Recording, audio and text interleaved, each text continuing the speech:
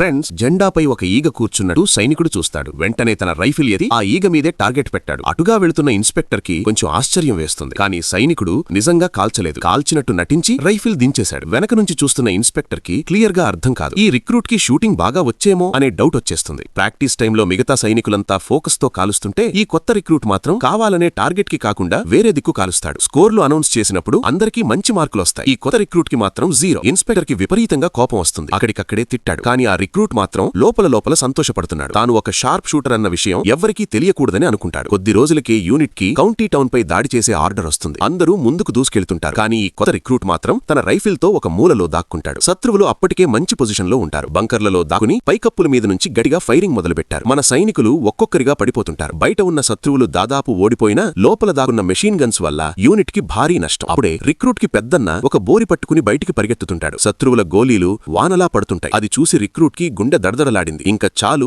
అని నిర్ణయించుకుంటాడు. తన అసలు టాలెంట్ ని ఇక దాచకూడదని ఫిక్స్ అయ్యాడు. ఒక్కో శత్రువుని ఒక్కో బుల్లెట్ తో ఖచ్చితంగా తలమీదే పడేగా కాల్చాడు. అక్కడే అందరికీ అర్థమైంది, ఈ వాడు సాధారణ రిక్రూట్ కాదు, జన్మతః షార్ప్ షూటర్. ఆ లోపల అతని అన్న బంకర్ దగ్గరికి చేరి లోపల గ్రెనేడ్లు విసిరేస్తుంటాడు. బంకర్ పూర్తిగా నాశనం. అక్కడితో యుద్ధం మన వైపు తిప్పబడుతుంది. కానీ రిక్రూట్ మనసులో ఒక భయం ఉంటుంది. ఒకప్పుడు అతడు శత్రువుల వైపు ఉండేవాడు. యుద్ధంలో ఒక లెఫ్టినెంట్ తమ్ముణ్ణి చంపేస్తాడు. నా గుర్తింపు బయటపడితే శిక్ష పడుతుందేమో అని భయపడ్డాడు. కానీ ఆ భయం వృధా. ఎందుకంటే ఆ యుద్ధంలో ఎవరూ పూర్తిగా మంచో చెడో కాదు. ఒకసారి పట్రోలింగ్ లో ఉన్నప్పుడు శత్రువులు గ్రామస్తుల్ని హింసిస్తున్నట్టు చూశాడు. వాళ్ళని కాపాడ్డానికి ముందుకు వెళ్లబోతే ఒక ముసలమ్మ అడ్డుపడుతుంది. నాయనా, నీ ప్రాణం ప్రమాదం అని చెప్తుంటాడు. కానీ అతడు వినలేదు. శత్రువుల మీద దూకాడు. వాళ్ళకి ఏం జరుగుతుందో అర్థమయ్యేలోపే వాళ్ళని కూల్చేశాడు. తర్వాత తన అన్న ఉన్న దిక్కుకి పరిగెత్తాడు. ఇద్దరూ కలిసి వెంబడిస్తున్న శత్రువుల్ని ఒక్కొక్కరిగా అంతమందించారు. గ్రామస్తుల్ని సేఫ్ గా బయటకు తీసుకొచ్చారు. ఈ విషయం యూనిట్ కమాండర్ కి తెలుస్తుంది. అప్పుడు అతనికి అర్థమైంది, ఇలాంటి టాలెంట్ చాలా అరుదు. మరుసటి రోజు కమాండర్ రిక్రూట్ ని పిలిచాడు. నీ షూటింగ్ చూపించు అని అంటుంటాడు. ఈసారి అతడు దాచలేదు. టార్గెట్ మీద ఒక్కో బుల్లెట్ ఒక్కో పాయింట్ లోనే పెట్టాడు. అక్కడున్న వాళ్ళందరూ చప్పట్లు కొడుతుంటారు. అప్పుడే అందరికీ క్లియర్ అయింది, ఎప్పుడూ పనికిరాని వాడిలా కనిపించిన ఈ రిక్రూట్ నిజానికి ఒక సత్యమైన షార్ప్ షూటర్.